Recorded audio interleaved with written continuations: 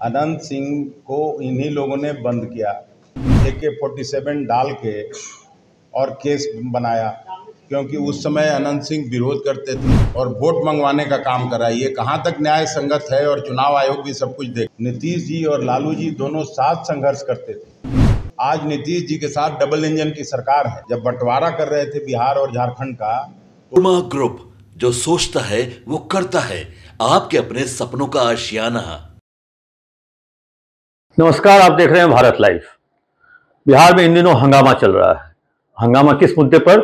तो अनंत सिंह पैरोल पर क्यों बाहर छूटे, और अनंत सिंह पैरोल पर छूटने को लेकर के बीच चुनाव में आखिर पैरोल पे वो क्यों बाहर आए, और साथ में ये भी हंगामा कर रहे हैं जो चुनाव में उन कहीं ना कहीं उस व्यक्ति का फायदा उठाने के लिए नीतीश कुमार ने उनको पैरोल दिया है। वैसे इससे पहले आनंद मोहन भी आए थे पैरोल पे, क्योंकि उस समय महागठबंधन की सरकार थी और उनके पुत्र चेतन आनंद आरजेडी के MLA थे। तो उसी शासनकाल में वो आनंद मोहन भी पैरोल पे बाहर आए, जिनकी पत्नी लवरी आनंद को JDU ने टिकट दिया है।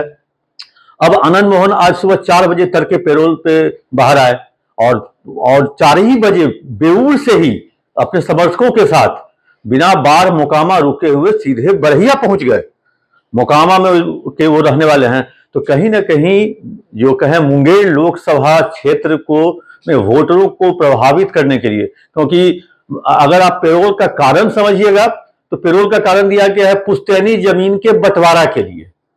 अब किसी के श्राद्ध के लिए तो सुना होगा, लेकिन पुश्तैनी जमीन के बंटवारा के लिए 15 दिन का पैरोल, ये कहीं ना कहीं बीच राजनीति में, बीच चुनाव में ये कुछ दर्शाता है, क्योंकि ये चुनावी पैरोल है। इसी बात को लेकर के कांग्रेस ने सवाल उठाए हैं, हंगामा शुरू कर दिया है। कांग्रेस सवाल पूछ रही है जो आखिर क्या जरूरत थी। कांग्रेस ने यह भी कहा है जिस पार्टी ने, जिस व्यक्ति ने अनंत सिंह को जेल भेजवाया, आज वही पार्टी, वही व्यक्ति अपने फायदे के लिए अनंत सिंह को जेल से बाहर निकलवाकर उसका उपयोग कर रही है और करना चाह रही है। सुन लीजिए कांग्रेस के प्रदेश अध्यक्ष ने अनंत सिंह के मुद्दे पर क्या कहा। अखिलेश सिंह क्या कह रहे हैं? तो हम हृदय से धन्यवाद देते हैं। मुकेश जी ने अपनी सारी बातें कही और नोनिया बेलदार बिंद समाज को कि सब लोगों ने कांग्रेस पार्टी के नेतृत्व में चल रही महागठबंधन को सपोर्ट करने का फैसला लिया है। यहाँ मनोज रविदास जी, उमाशंकर साहनी जी, सुरेंद्र साहनी जी, राम प्रवेश साहनी जी, जनार्दन सिंह कुशवाहा जी, लाल बाबू पंडित जी और श्रीमती गीता साहनी जी, शंकर चौधरी जी, सुरेंद्र चंद्रवंशी सहित जो इनके साथ सभी कार्यकर्ता यहाँ उपस्थित हैं, सबको हम हृदय से धन्यवाद देते हैं। ये देश के लिए बहुत ही क्रूशियल चुनाव है और पहले 2 चरण के मतदान में कम से कम बिहार में एक ऐसा समा बंधा है जैसे बीजेपी को शायद ही कहीं एक आध सीट मैसर हो। खास करके कांग्रेस के बारे में तो मैं कह सकता हूं कि तीनों ही सीट हम लोग बड़े अंतर से जीतने जा रहे हैं, चाहे वो किशनगंज हो, कटिहार हो, भागलपुर। और अभी समस्तीपुर में चुनाव बाकी है, मुजफ्फरपुर का चुनाव बाकी है, महाराजगंज का चुनाव बाकी है, बेतिया का चुनाव बाकी है, पटना और सासाराम का चुनाव बाकी है। हम इन सभी नेताओं को, मुकेश जी और इनके सभी सहयोगी जो यहाँ उपस्थित हैं, सबको हृदय से धन्यवाद देते हैं कि इन्होंने कांग्रेस और महागठबंधन के प्रत्याशियों को जीत सुनिश्चित करने के लिए काम करेंगे। आग्रह भी करता हूँ कि न केवल कांग्रेस की पार्टी के उम्मीदवारों को, बल्कि पूरा महागठबंधन के उम्मीदवार जहाँ भी हैं उनके पक्ष में आप सभी बिंद बेलदार साहनी समाज काम करे।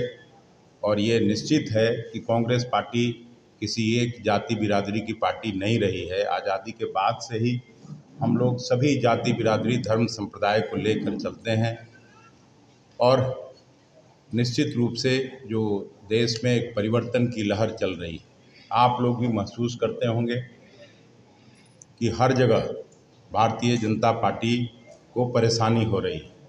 हर जगह, चाहे मोदी जी की सभा हो, अमित शाह जी की सभा हो, हर जगह उनकी सभाओं में जैसे पहले लोग कहते थे उस बात में कमी आई है। और मुझे विश्वास है कि महागठबंधन यहाँ भारी संख्या में हम लोग जीतेंगे, बहुसंख्यक सीटों पर जीतेंगे और यही स्थिति कमोबेश पूरे देश की। आप सबों को फिर से धन्यवाद देते हुए मैं अपनी बात यहीं समाप्त करता हूँ। बहुत बहुत धन्यवाद।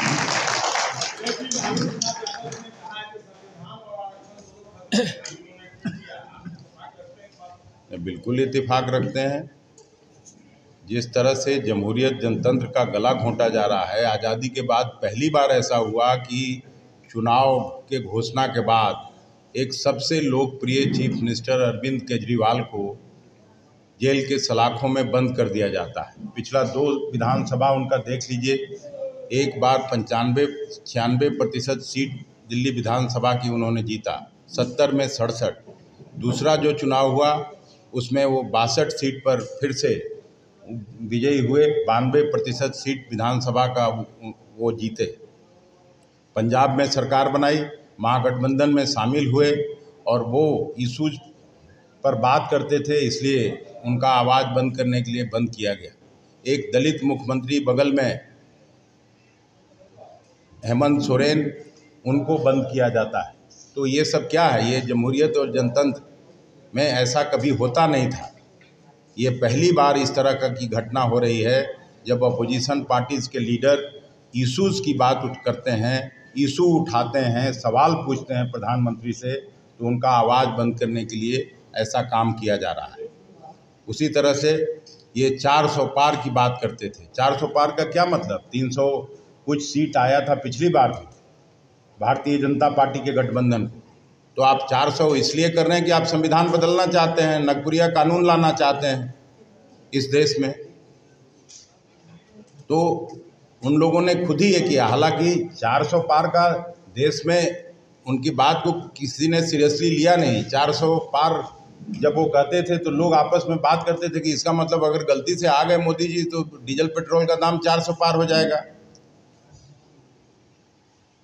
नीचे जो बातें हो रही थी वो यही थी। धन्यवाद।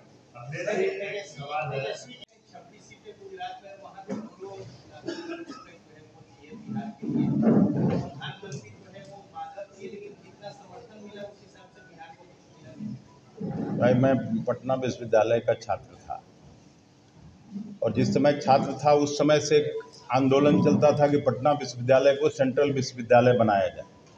नीतीश जी और लालू जी दोनों साथ संघर्ष करते थे। आज नीतीश जी के साथ डबल इंजन की सरकार है। पटना विश्वविद्यालय आज भी सेंट्रल विश्वविद्यालय नहीं बन पाया। दूसरा बात छोड़ दीजिए, बिहार का जब बंटवारा हुआ उस समय मैं बिहार की विधानसभा में काम करता था और उस समय के तत्कालीन गृह मंत्री आडवाणी जी ने उनका भाषण निकाल के आप देख लीजिए, जब बंटवारा कर रहे थे बिहार और झारखंड का, तो उन्होंने लोकसभा के पटल पर कहा था कि 1,79,000 करोड़ का पैकेज देंगे, बिहार को हम हरियाणा और पंजाब बनाएंगे। तो पैकेज मिला क्या? उसके बाद यहीं भोजपुर में या कहीं याद नहीं है, Modi ji as a prime minister आए थे और उन्होंने 1,25,000 करोड़ का पैकेज का घोषणा किया था। स्पेशल स्टेटस के दर्जे की बात लगातार मुख्यमंत्री नीतीश कुमार उठाते रहे। वो मिला क्या? 2 करोड़ लोगों के रोजगार देने की बात होती थी। 20 करोड़ नौजवानों को रोजगार मिल जाता अगर वो बात में कोई दम रहता। तो ये चुनावी जुमला कह के बात खत्म करते हैं। बीमारी का नाम लेकर के अनंत सिंह को विरोध किया गया है। आप वो मुंगेर के लोकसभा क्षेत्र में चुनाव प्रचार में घूम रहे हैं अनंत सिंह, क्या करेंगे? अब इस पे तो आप ही लोगों को कुछ कहना चाहिए। ये सवाल मुझसे क्यों पूछते हैं? अनंत सिंह को इन्हीं लोगों ने बंद किया, इन्हीं लोगों ने उनके घर में AK-47 डाल के और केस बनाया, क्योंकि उस समय अनंत सिंह विरोध करते थे और आज ऐसे समय में पेरोल मिलता है। तो ये तो सवाल आप लोगों के लिए ज़्यादा है, मैं इस पे क्या बोलूं? बीमारी का नाम लिए हुए घूम रहे हैं। अरे तो यही तो कहना है कि ये तो आप लोगों के लिए बड़ा सवाल है। आप लोग लिखिए, पढ़िए, बोलिए। धन्यवाद। विपक्ष के तौर पर आप कुछ नहीं बोलिएगा। तो विपक्ष के तौर पर मुझको जो कहना था मैं कह दिया। अगर आप नहीं सुनते हैं तो अपना हम क्या कर सकते हैं? नहीं, मैं तो बोल दिया कि जिन लोगों ने सरकार में रहते हुए अनंत सिंह को एक साजिश करके केस में फंसाने का काम किया, आज अपने उपयोग के लिए उनको पेरोल पर रिहा करके और वोट मंगवाने का काम करा। ये कहाँ तक न्याय संगत है? और चुनाव आयोग भी सब कुछ देख रही है।